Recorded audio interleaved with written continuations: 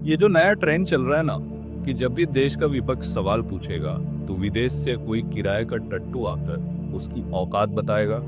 इस खेल की सबसे बड़ी खिलाड़ी हैं मैरी मिल्बेन और इसका सबसे बड़ा निशाना है राहुल गांधी। आइए इस दोगलेपन को समझते हैं। जब भारत के एक सांसद और leader of opposition Rahul Gandhi प्रधानमंत्री से पूछते हैं कि ट्रंप के टैरिफ पर तुम चुप क्यों हो, तो अमेरिका में बैठी मैरी मिल्बेन आग बबूला हो जाती है।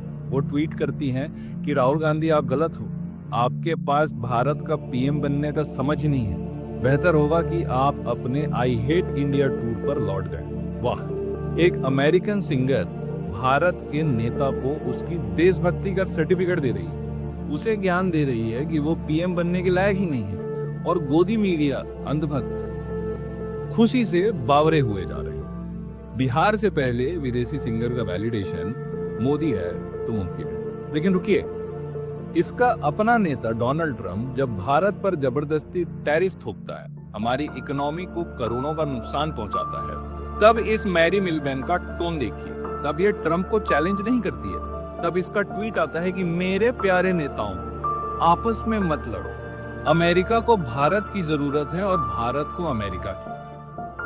हिपोक्रेसी देखिए आप। जो ट्रंप भारत देश को आर्थिक चोट दे रहा है वो हो गया प्यारा नेता, और जो राहुल गांधी भारत के अंदर से खुद के प्रधानमंत्री से जवाबदेही मांग रहा है कि भाई ट्रंप तो तेरा ब्रो था, क्या हो गया, वो हो गया देशद्रोह।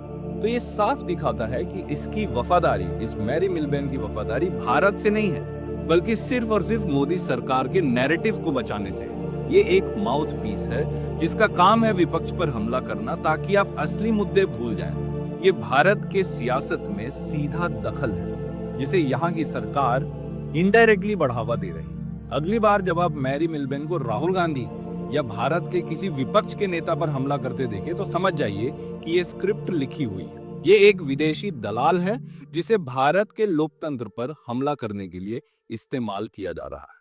अब भी अपनी अकल लगाइए और समझ लीजिए। नमस्कार।